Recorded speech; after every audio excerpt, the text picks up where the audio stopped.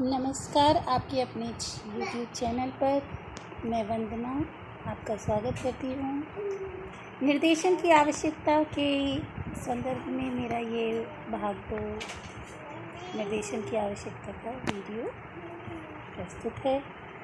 उम्मीद है आपने इसका पहला भाग देखा होगा। निर्देशन की आवश्यकता को हमने 4 आधारों में बांटा था।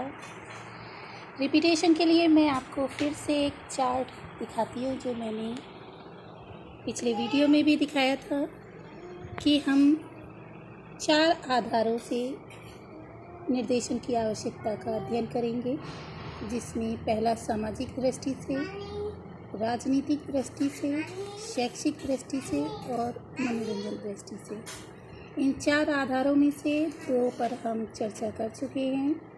सामाजिक दृष्टि से और राजनीतिक दृष्टि से हमने निर्देशन की आवश्यकता को समझ लिया है। आज हम शैक्षिक दृष्टि से निर्देशन की आवश्यकता और मनोवैज्ञानिक दृष्टि से जो है निर्देशन की आवश्यकता का अध्ययन करेंगे। तो शुरू करते हैं। पहले शैक्षिक दृष्टि से निर्देशन की आवश्यकता। शैक्षिक दृष्टि से निर्देशन की आवश्यकता के हम विभिन्न बिंदुओं के तहत समझ सकते हैं, जिसमें से पहला है पाठ्यक्रम चयन। स्टूडेंट्स, शैक्षिक दृष्टि से निर्देशन की आवश्यकता कि शिक्षा सबके लिए और सब लोग शिक्षा के लिए हैं। इस विचार के अनुसार प्रत्येक बालक को शिक्षा प्रदान करनी चाहिए। शिक्षा किसी विशिष्ट समूह के लिए नहीं है।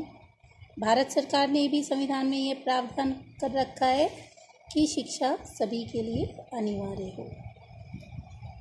किंतु अनिवार्य शिक्षा से तात्पर्य है कि प्रत्येक बालक को उसकी योग्यता एवं बुद्धि के आधार पर शिक्षित किया जाए, और यह कार्य निर्देशन द्वारा ही संभव है। शैक्षिक दृष्टि से निर्देशन की आवश्यकता को जिन बिंदुओं से हम समझेंगे, उसमें पहला है पाठ्यक्रम चयन।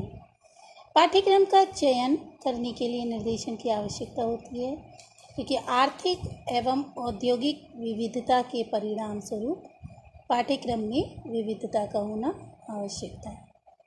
इसी आधार पर मुदालियर आयोग ने अपने प्रतिवेदन में भी विविध पाठ्यक्रम को अपनाने की संस्तुति की है, और उन्होंने जो है इसको स्वीकार करते हुए कृषि विज्ञान, तकनीकी शिक्षा, वाणिज्य शिक्षा, गृह विज्ञान, ललित कला आदि जो हैं बहुत सारे पाठ्यक्रम शुरू किए।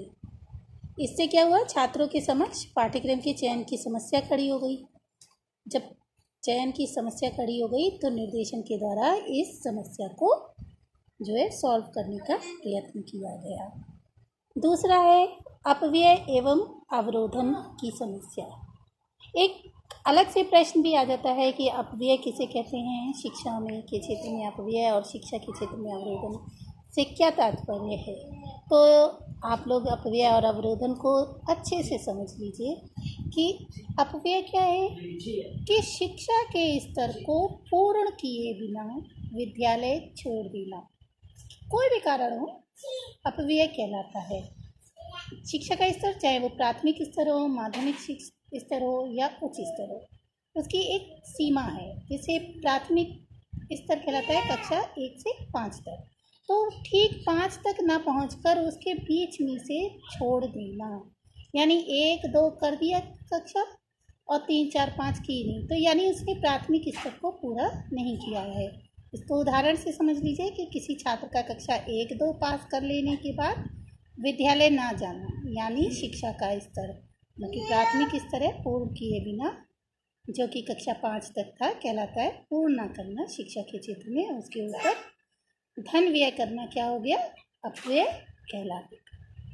अपव्यय किसे समझ गए होंगे आप लोग। अपव्यय का मतलब है कि शिक्षा का स्तर पूरी किए बिना शिक्षा को बीच में छोड़ देना अपव्यय कहलाता है।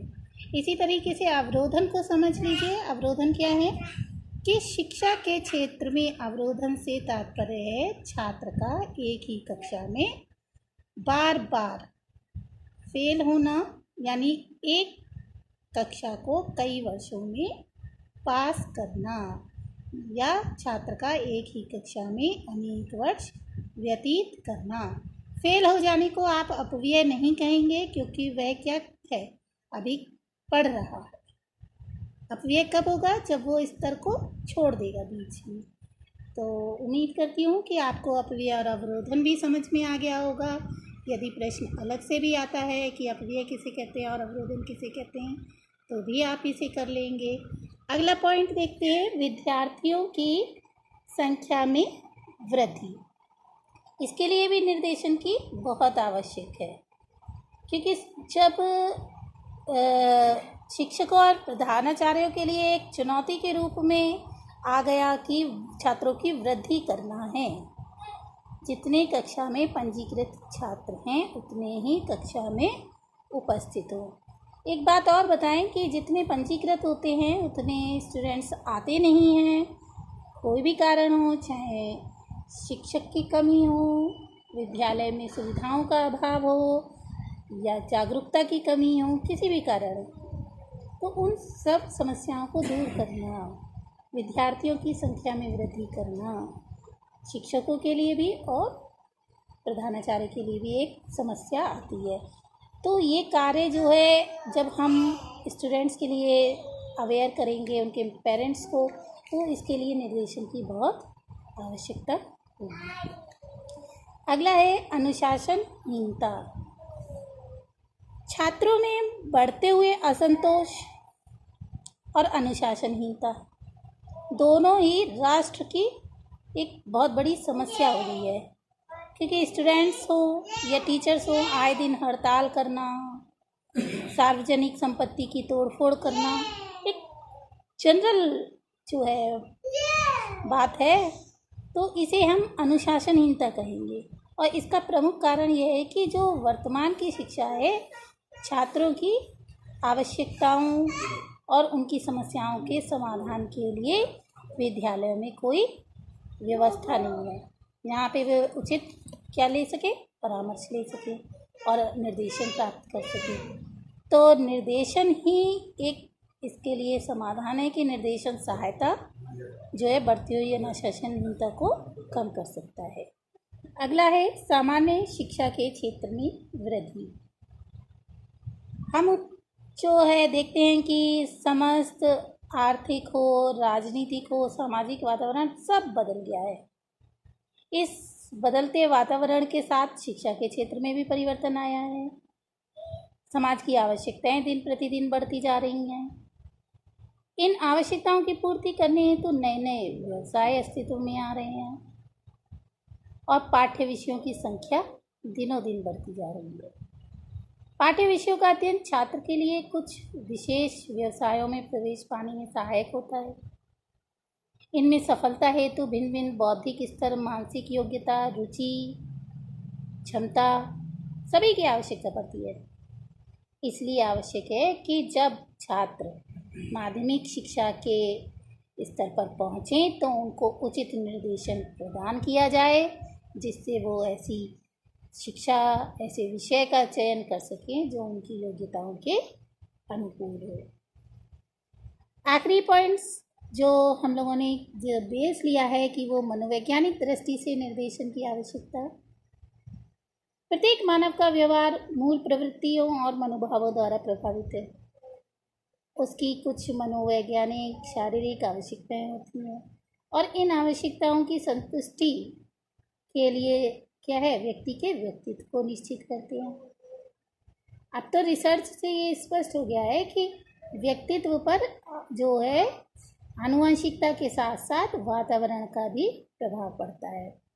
तो निर्देशन द्वारा जो है ये निश्चित होता है कि किसी बालक के व्यक्तित्व के विकास के लिए कैसा जो है वातावरण चाहिए। तो इस दृष्टि से भी निर्देशन की आवश्यकता पड़ती है, जिन्हें हम लोग निम्न बिंदुओं से भी समझ सकते हैं कि पहला, वैयक्तिक भिन्नताओं का महत्व। ये सच है कि व्यक्ति एक दूसरे से मानसिक, संवेगात्मक और जो भी उनकी शारीरिक कई दशाओं में एक दूसरे से भिन्न होते हैं और इस भिन्नता के कारण ही व्यक्तियों के जो विकास और सीखने में भिन्नता होती है। ये विकास का क्रम भी थोड़ा विभिन्न होता है। तो वैयक्तिक विभिन्नता वंशानुक्रम और वातावरण के प्रभाव से पनपती है। एक बालक कुछ लक्षणों को लेकर उत्पन्न होता है जो उसकी विशिष्ट योग्यता को निर्धारित करते हैं, जो कि वंशानुक्रम से प्राप्त होते हैं। इसलिए चाहिए कि प्रत्येक बालक के पालन पोषण से संबंधित वातावरण दूसरों से भिन्न होता है। यानी एक बालक को जो चाहिए जरूरी नहीं कि वही वातावरण दूसरे बालक के लिए आवश्यक हो। जो गुण वो अर्जित करता है वो दूसरों से भिन्न होते हैं। इसके लिए जो है व्यक्तिगत भिन्नताओं को जो लोग जानते होंगे वही निर्देशन दे सकते हैं। तो ये है कि निर्देशन सेवा के द्वारा छात्रों की इन विभिन्नताओं का पता लगाकर और उनकी योग्यता और रुचियों और क्षमताओं के अनुसार उनका क्या होता है, पालन पोषण होता है, उनको निर्देशन दिया जाता है। अगला है संतोषप्रद समायोजन। इसका मतलब है कि व्यक्ति की कार्यकुशलता, मानसिक दशा और सामाजिक प्रवृत्ता को प्रभावित करने वाला जो कारक है वो संतोषप्रद समायोजन कहलाएगा। व्यक्ति संतोषजनक समायोजन उसी दशा में प्राप्त कर पाता है जब उसको अपनी रुचि और योग्यताओं के अनुसार जो है व्यवसाय है, विद्यालय है या सामाजिक समूह प्राप्त हो। तो निर्देशन इस सब में व्यक्ति का सहायता करता है। अगला है भावात्मक समस्याएं। भावात्मक समस्याएं व्यक्ति के जीवन में विभिन्न क्षेत्रों में उत्पन्न होने वाली कठिनाइयों को जन्म देती हैं। ये भावात्मक समस्याएं व्यक्ति के व्यवहार को प्रभावित करके उसकी मानसिक शांति में विघ्न पैदा करती हैं। निर्देशन सहायता द्वारा भावात्मक नियंत्रण में सहायता मिलती है और निर्देशन से ही हम उन कठिनाइयों का भी पता लगा सकते हैं जो कि भावात्मक अस्थिरता को जन्म देती हो। अगला है अवकाश काल का सदुपयोग। विभिन्न वैज्ञानिक यंत्रों के फलस्वरूप मनुष्य के पास अवकाश का अधिक समय बचा रहता है। यानी कि आजकल इतने सारे जो हैं यंत्र बन गए हैं कि अब वो सब हमारा समय बचा लेते हैं। अब ये बचे हुए समय को किस तरीके से उपयोग में लाया जाए, ये हमारे सामने बहुत बड़ी समस्या के रूप में खड़ा हो जाता है। समय बर्बाद करना मनुष्य और समाज दोनों के हित में है और समय का सदुपयोग करना समाज और व्यक्ति दोनों के लिए हितकारी होगा। इसलिए अवकाश के समय को विभिन्न उपयोगी कार्यों में व्यय करने के लिए हमें निर्देशन की आवश्यकता होती है।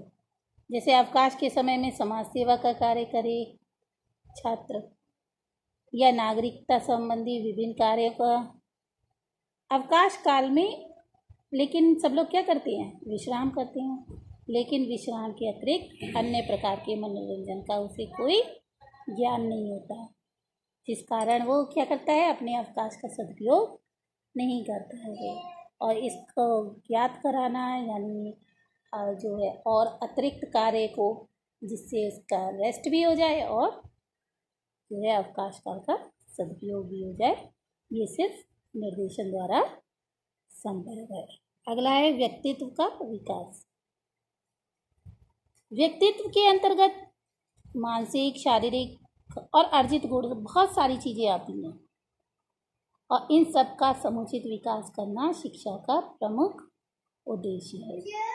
इस उद्देश्य की प्राप्ति में निर्देशन बहुत सहायता देता है और जिसके कारण उचित परिवेश का निर्माण करके हम जो हैं बालक को एक अच्छा सा जीवन दे सकते हैं। तो निर्देशन व्यक्ति के जीवन के लिए बहुत आवश्यकता है और निर्देशन की बहुत आवश्यकता होती है जिससे कि वह अपने समस्त क्षेत्रों में आने वाली कठिनाइयों से अपने विवेक के द्वारा जो है उसका सामना कर सके। इसी के साथ मैं फिर मिलूँगी, तब तक के लिए नमस्कार।